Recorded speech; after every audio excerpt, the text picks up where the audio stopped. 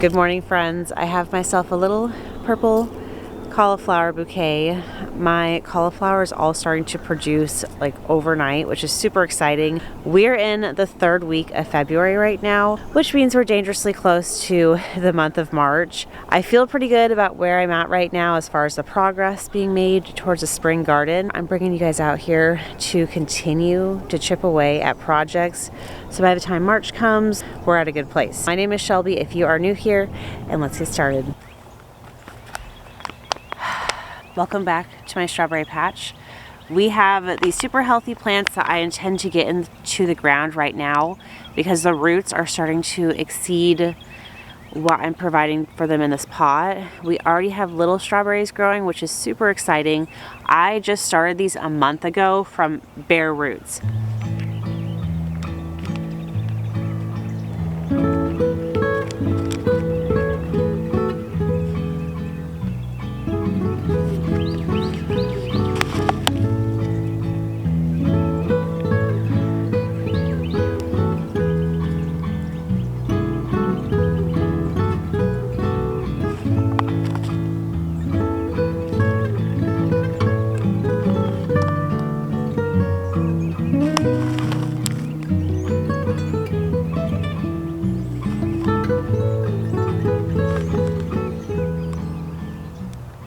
I got all my seascape strawberries in the ground. I don't know if you guys can see them. I'm going to wait to put my honeyos in the ground and let my son help me with that because, you know, the kids like being involved. So I used these little plastic containers, and I'll link them on Amazon because they've been really great. I've used them for a few years now actually, and they were really ideal for like a bare root strawberry situation.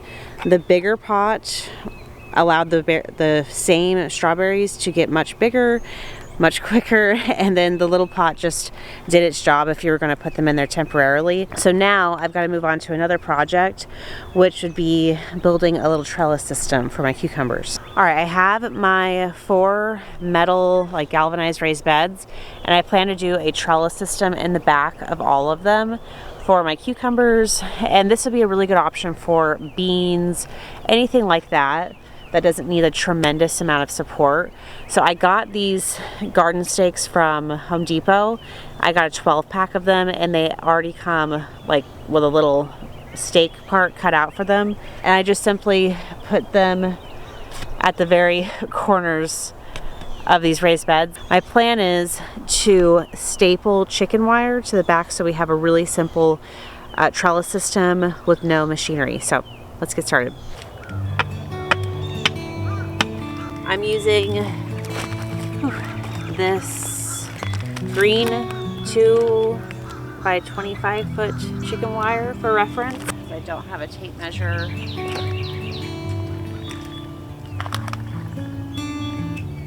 Cut materials. Now I'm going to see if I can just use scissors. So scissors work no problem. Thank goodness. I have my wire cut. I use scissors. I wouldn't recommend it, but if you have no other option, that will work for chicken wire. I would recommend like little like hand wire cutters if that's what you have. So I'm also going to use some staple gun just to staple the wire to the back of the post.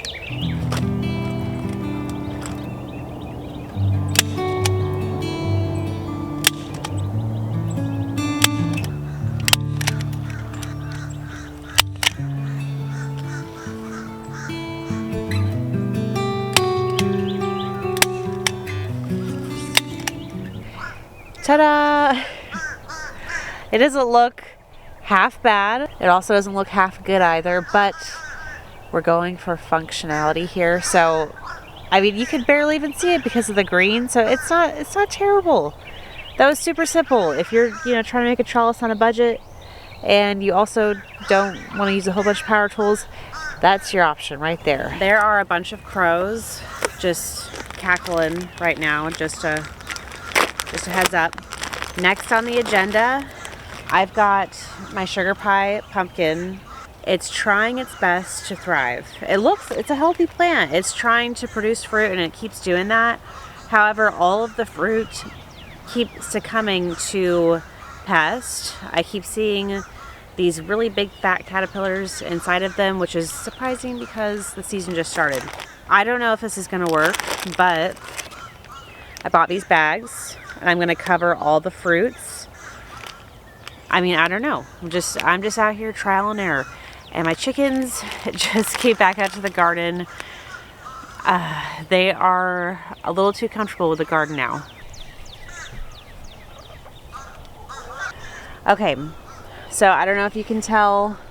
I don't know if this one is gonna be good. I'm truthfully not really good at growing winter squash. I've only grown butternut squash successfully without any issues. And all the other winter squash is just, I've had a heck of a time getting it to work. I'm gonna try to cover these, see if we can, you know, protect them proactively.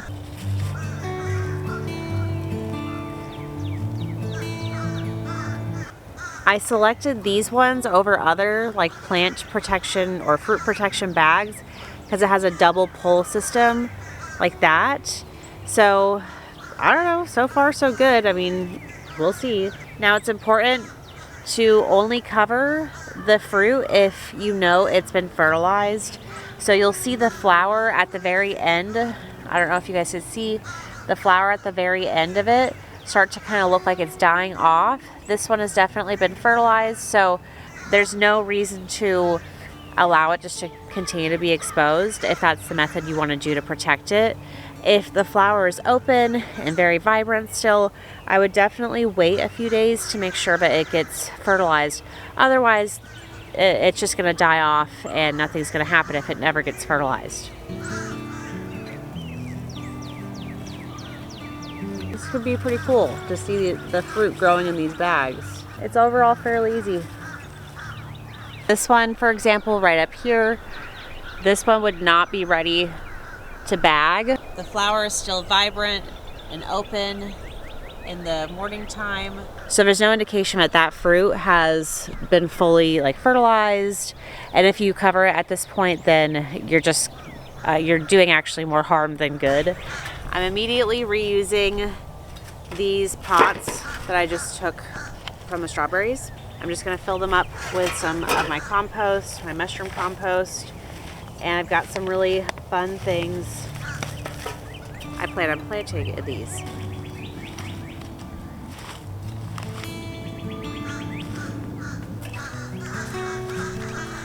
I got these seeds from Etsy. These are cacao seeds. Really, really fun for me. This is the type of thing that I'm like, I want to start getting more into the really exotic stuff.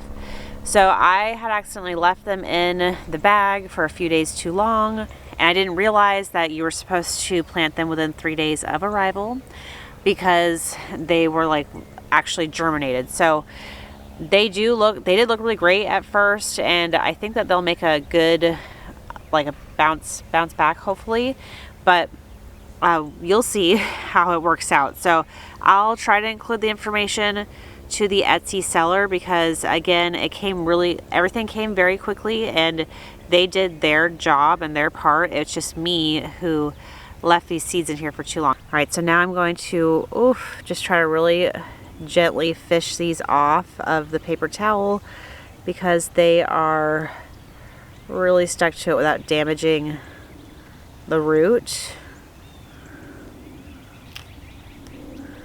Okay, one seed off. I didn't realize that when you get cacao seeds, they are sent to you like already germinated and ready to go. So that's my fault again. I really hope to grow a lot of exotic tropical things here to where it's like, oh my gosh, that's so cool. Like vanilla bean, the cacao, other interesting things I can't think of right now, like cinnamon. My mom is growing some rainbow trees for me right now, which they're like one of the fastest growing trees on the planet. They kind of grow as quickly as bamboo almost, and they're absolutely stunning. So I just really want to start mixing it up and making it really interesting here. I'm just going to plant this seed with the root side down Oh, I'm gonna get this all the way in here. Could be butchering this. I don't know if it's gonna work. I don't know. But the seeds are here and it's worth giving a shot. I planted that down there. Just gonna cover it up and keep them really nice and moist in these pots.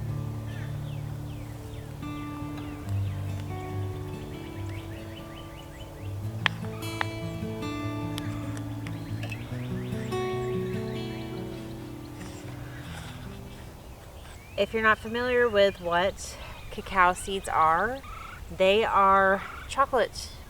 Imagine growing your own chocolate on your property. So it is a tropical tree.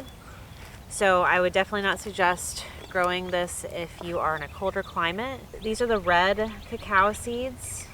There are a lot of different varieties. I chose this one because I was just kind of looking to see which one was the most standard option for chocolate manufacturing, and that was this one. I wanted just to buy the most standard option first before going for kind of like, I guess, some more complicated chocolate options.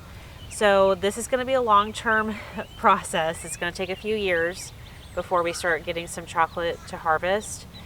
I'm going to move these into bigger pots after they just kind of start outgrowing this one. And the second pot size will probably be closer to like a 5-gallon size. Once these outgrow that size, then I'll put them in the ground. This is also at no fault to the seller. I am trying to grow some blackberry plants. Now, in their defense, when these came, they were nice and healthy looking, but then I accidentally left them aside for about a week and they're not looking too good right now. I'm hoping that the roots might bounce back. We'll see. I'm just gonna plant them in there anyways. So they did look really good at first when I got them. Again, I'm just trying to add more permanent things to the property. So these are blackberries. My mom is growing blackberries, and it's really surprising how quickly they went from just kind of like a dead root, because I'm pretty sure she got them from Walmart when it was like the clearance plants, and now they're producing beautiful, beautiful blackberries. So I'm just gonna put this root in here. I'm also gonna be on the hunt for the Walmart clearance plants as we approach like the end of spring. If you're not aware, they will do kind of like a clearance on plants that appear not to look good, like blueberries and things like that at the end. And a lot of those plants will bounce back. It's just worth a try. So that's why I'm like, I'm just gonna plant these dead blackberry looking plants in here and let them get revived before planting them ultimately in the garden. So I've got a start on my blackberry plants. We'll see how they turn out. Next, I have bare root asparagus. Now, if this is any indication of how strong and healthy these bare roots are, this plant started busting through the plastic to try to find the light, because again, I bought all of these things at one time and I just didn't get around to it. I mean, truthfully, but you know, you gotta do your best in life. So these bare roots look so healthy. I read all the reviews on Amazon and people said that these ones were really, really healthy and great. I think they're 2-year-old bare roots for asparagus. So I'm gonna try to plant them in the ground. I have tried to grow bare root asparagus before and it didn't work out, and then I just kind of didn't think about it and let it go. But then after my experience with the strawberries, I was like, oh, I mean, let's just try all these different bare root plants. Maybe you just had one bad experience. So these ones so far are looking so green and healthy. Let's get them in the ground.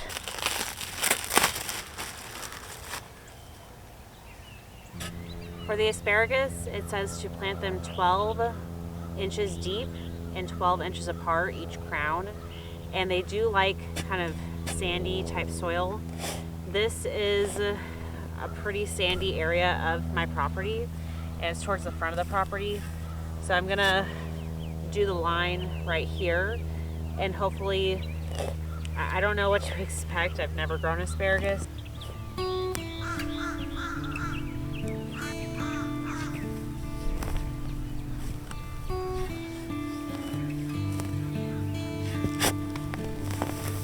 So our soil is naturally just sandy, and the instructions say to mix about 30% sand into rich compost. So I have some of my compost here, and I'm just putting my sand back in this wheelbarrow for the actual like planting process. I'm just digging out 12 inches of depth. I think this is probably about 12 inches. So we're getting there. We're getting close.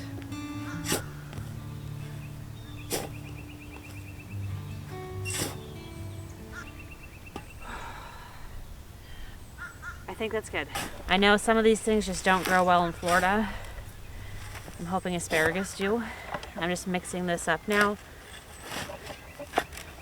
My trench is dug. As you can see, we've got a beautiful asparagus trench right here. Hopefully laying the foundation for never-ending asparagus for years to come after I wait a few years for it to be ready to harvest. All right, the instructions say to bury the roots flat, which does make sense just because these are already producing little sprouts. So we're gonna bury them flat like this. If I hadn't read that, I would have buried them like this. So I just did everything so wrong the one time I tried to grow asparagus bare roots, because then I'm assuming this is what starts growing up through the soil. And 12 inches apart, so that would be about this far apart. Clearly I did not make these trenches, this trench big enough to accommodate the spacing that is needed. So I'm just gonna plant what I can right now and come back out later and do the rest. Let's see, another 12 inches apart. I already mixed this up, but I have my Alaskan fish fertilizer. The instructions recommend to fertilize at this point, and I only use fish fertilizer. I don't use synthetic like chemical fertilizers. So I just did about 3 tablespoons to this gallon of water.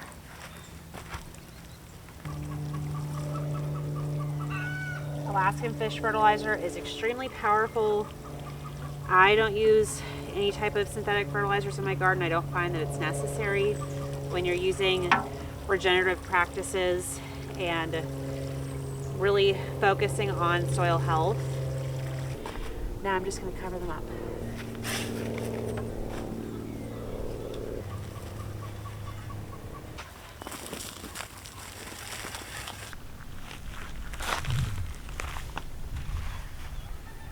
Okay, we have officially planted some asparagus in the ground, some cacao trees, which is so exciting, both of those things. I'm trying to grab all my stuff while I walk. We got some blackberries in the ground, strawberries.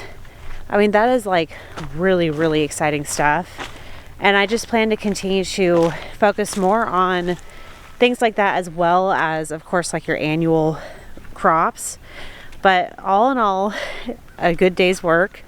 Thank you guys so much for hanging out with me today. And if you enjoyed this video, you want to see where the garden grows and everything, definitely hit the subscribe button if you want to see more. Bye.